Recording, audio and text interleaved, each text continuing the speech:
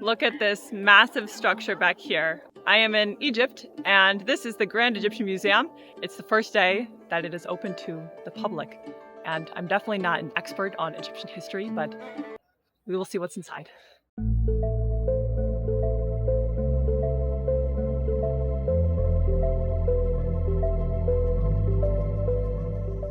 Okay, first, how to get there. At this point, there's really no other way to get here than by taxi, either InDrive or Uber. They're building a metro station nearby, but it's not open yet. It's about 5 kilometers from the Giza pyramids, which I actually went to earlier that morning, but walking isn't exactly ideal. The streets can get pretty chaotic, so the 15-minute taxi is recommended.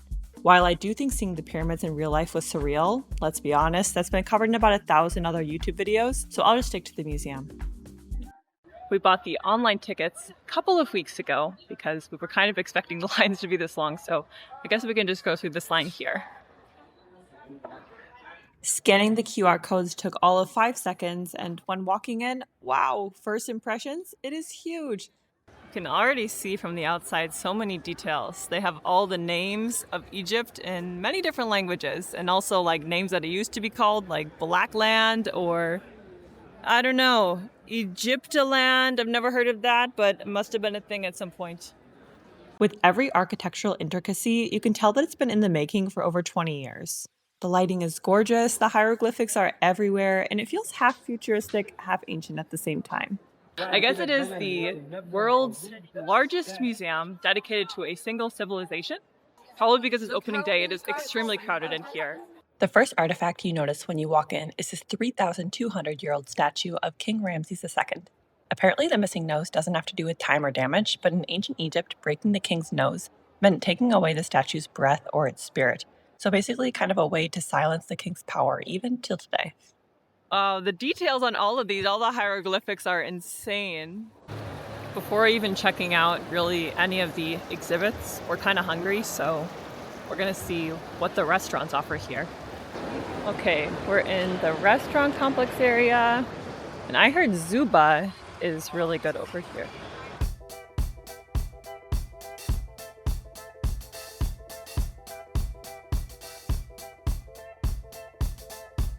Falafel, hamea sandwich with tahini. And this one is street hawashi sandwich with tahini. Oh my god, the inside is insanely green.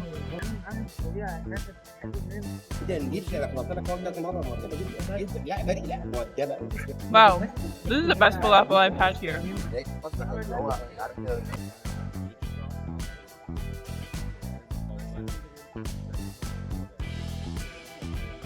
That was delicious, but now time to actually explore the museum. So I guess it's organized into 4 floors, going from the oldest part of the civilization, and then the top will be the newest.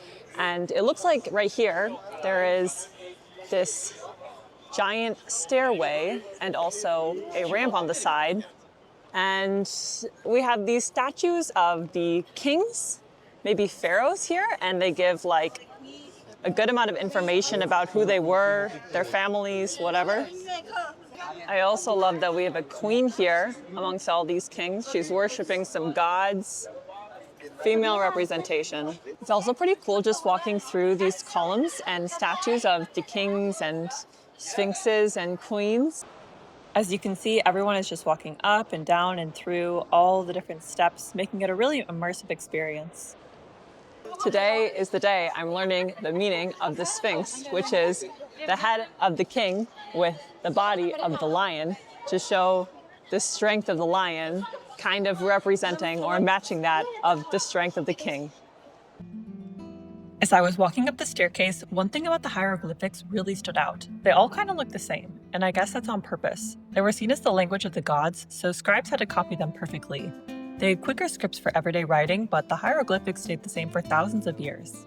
Along the staircase, there are dozens of these massive statues that are watching over every step, and it's pretty wild to think that they were carved thousands of years ago, and they're still standing here, super well preserved and detailed somehow. In short, I think this part you can just really appreciate how vast the entirety of ancient Egypt is.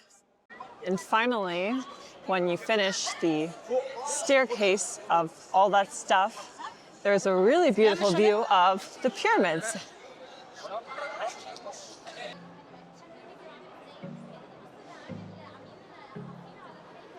All right, so how does this work?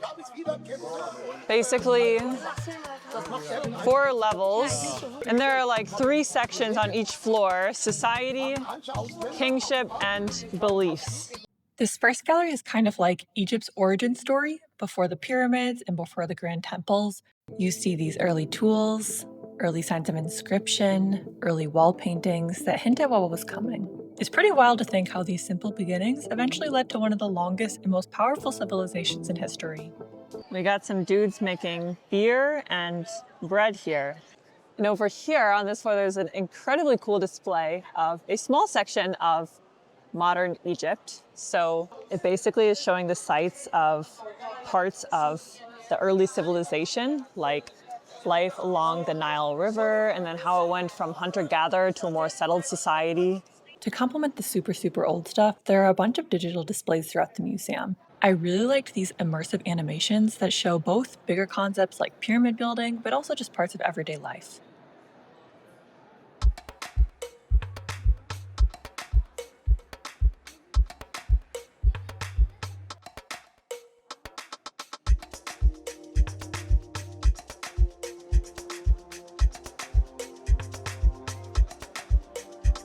This museum is genuinely so massive. We just spent an hour and a half exploring just the staircase and the first gallery of, I think, 12 galleries. So we're probably going to need to speed up unless we want to spend 11 hours here, which wouldn't even be possible. Look at this massive tomb structure of one of the queens. Wouldn't it be nice to die in something like this? Wow, more beautiful tombs. A lot of Gallery 2 dives into how obsessed the ancient Egyptians were with the afterlife. Everything here, like the tombs, the carvings, the offerings, were about making sure life didn't just end with death, but continued somewhere else. Their burial chambers were so cool. So I guess there were temples made for the gods, and then the pyramids were made for the kings and queens, and then there were the burial tombs for the elite. Okay, now made it to the 4th gallery, and this one has a lot more colossal statues, which I guess became more of a thing in Dynasty 12. Galleries 3 and 4 went deeper into this obsession with the afterlife that ancient Egypt had, showcasing not only intricately detailed coffins and tombs, but also the rituals and symbols they believed would carry someone into eternity.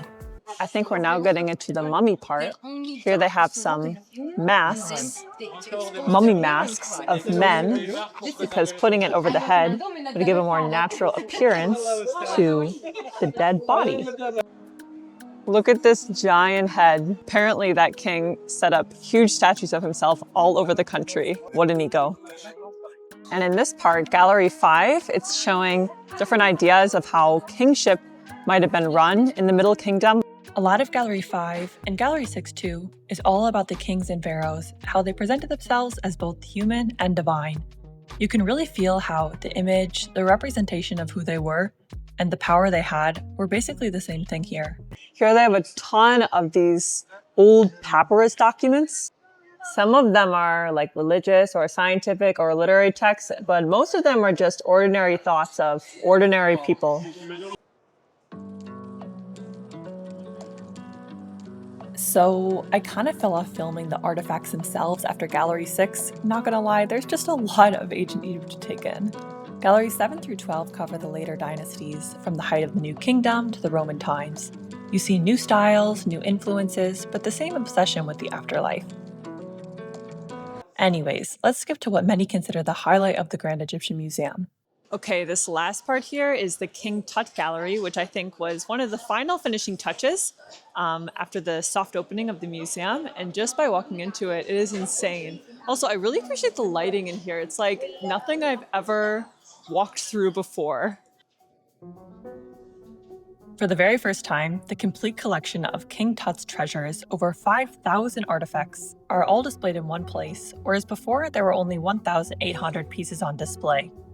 For someone who ascended to the throne at age 9, he seemed to have had a pretty luxurious life. Just look at these luxury sandals, jewelry, chairs, footstools, storage vessels, massive shrines, and so much more. Ooh, a cinema. Guess you can watch a movie in here. And inside too, I feel like I keep saying this, but the detail on all of this is just Next level. Assessing by the crowds here, I think this part is the equivalent of the Mona Lisa of the Grand Egyptian Museum. This golden mask is probably the most famous artifact in all of ancient Egypt. But beyond all this history, I was curious how others were experiencing the place, so I started chatting with a few people to see what they thought. What do you think about the museum? It was great, yeah. Like you hear that the greatest museum in the world in your country, and we have the most of the artifacts in world. So it was great to hear that the greatest museum or the biggest museum in the world here in Egypt. So What do you think was the biggest challenge to open it? I think to collect all the sports from all over Egypt, I think that's really challenging. It's really hard. Yeah.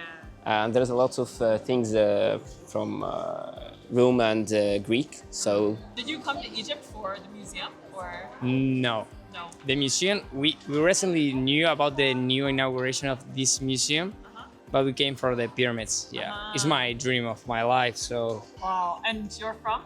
Argentina, Argentina. from Mendoza. What do you think is like the most impressive part of the museum? We have to look at the Tutankhamun part, but the part of the boat is really shocking for us. Age of that boat, it's amazing. Did the museum live up to the hype, do you think? Yeah, it's so much. Yeah, Cool. to the rooftop. So the King Tut part of the museum is the last part of the museum. And I didn't think I'd spend that long at the museum, but it really pulls you in. It's very modern, it's very clean, so much detail, it's pretty overwhelming. But at the same time, it has me thinking, well, first of all, how much of their life they spent preparing towards the afterlife is pretty crazy. And secondly, it also makes me want to see a lot more of the country. I guess there's just a lot to see in Egypt. And yeah, not an average museum. So I would definitely recommend it. Also gotta say, just tested the bathroom on the way out, and it's quite bougie. After a full day, or what felt like a full day, of exploring the museum by just raw dogging it, here are some of my thoughts. Beyond the mystery and mystique of ancient Egypt, it's really crazy to me how much they embrace the inevitability of death, so much so that they built their lives around it. Not seeing it as something sad, but a natural part of life. It feels like one of the most human things there is. Also, you would probably need 10 visits to really see everything you want to see inside the museum, but after one, my brain was already full, as was my camera roll.